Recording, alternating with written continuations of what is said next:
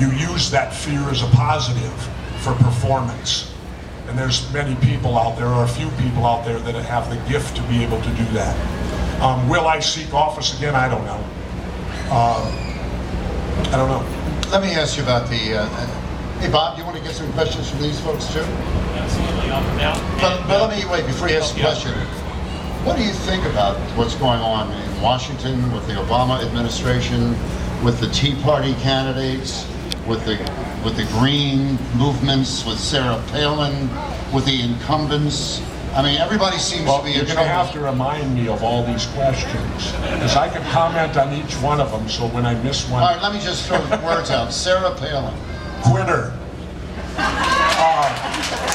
How anyone could possibly vote for her for president is... Then you will confirm to me of something I've been thinking about a long time, and that is the United States people truly are a bunch of lemmings. Because anyone that could vote for someone who would quit in the middle of their term, and yet she was given a pass by the media. A pass. Can you imagine if independent Jesse Ventura had quit halfway through his term, what they would have did to me? Yet this woman quit. Well, when you run for office, I believe that's a contract between you and the voters. When they vote for you, their vote is a contract for you to go do the job. And doing the job doesn't mean you're elected for 4 years and after 2 years you decide to quit to become rich, to go out and get a bunch of money and become a millionaire. And so, I'll put it this way. If Sarah Palin, you can quote me, right. If Sarah Palin becomes the President of the United States, I will live in Mexico permanently. Barack Obama, President of the United States. Barack Obama did something, he's done a remarkable thing on a few aspects. First of all, I didn't vote for him, but then again, I didn't vote for John McCain either. I don't vote for Democrats or Republicans, and I urge you to do the same. Do not vote for Democrats and Republicans. They are the problem, not the solution. They love to tell you they're going to fix everything. Well, who the hell wrecked it in the first place? They did. And yet they're going to fix it now. Well, so now getting to President Obama. The day he was elected, and I'll tell you this, I didn't vote for him, and I didn't vote for McCain either. But I turned to my wife and I said, you know, I feel real good today. And she said, why? I said, because I never believed in my lifetime I would see a black man be the President of the United States of America.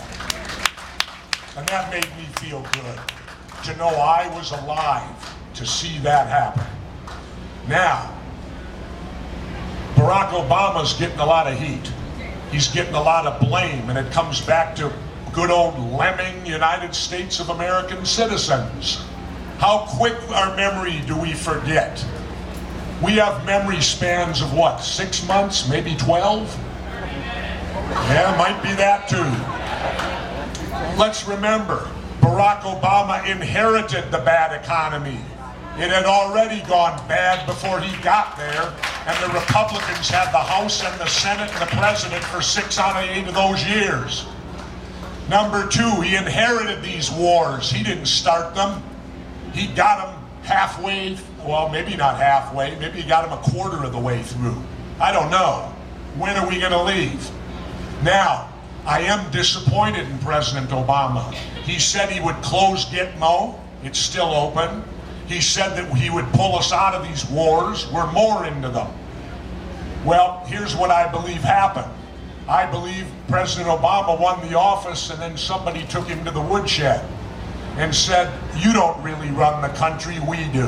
Whoever that entity might be. Got any ideas? All right, well, for ideas, if you want to know who runs the country, there's a phenomenal book. It was printed in 1972. It was banned, and how the government banned it, they bought up every copy so you couldn't get it. It was a book called The Secret Team, and it was written by Colonel L. Fletcher Prouty. And Colonel Prouty, from 1954 to 1964, was in the Pentagon, and he was the top liaison between the Joint Chiefs of Staff and the CIA. In other words, Colonel Prouty knew everything. Because in order for the CIA to get something from the military, it had to go through Colonel Prouty. Now, you might not know who Colonel Prouty is. I'll tell you who he is. How many saw the movie JFK by Oliver Stone? Well, do you remember the scene where Kevin Costner says there's this guy in Washington that wants to talk to me, but he won't come here? So Costner Garrison flies to Washington, and on the Lincoln Memorial, up walks Donald Sutherland, all dressed in black, and introduces himself as Mr. X. Well, when Oliver came out with that movie, the mainstream media immediately attacked him. And they said, the Mr. X character, you made him up, didn't you, to fill in all the blanks of the conspiracy?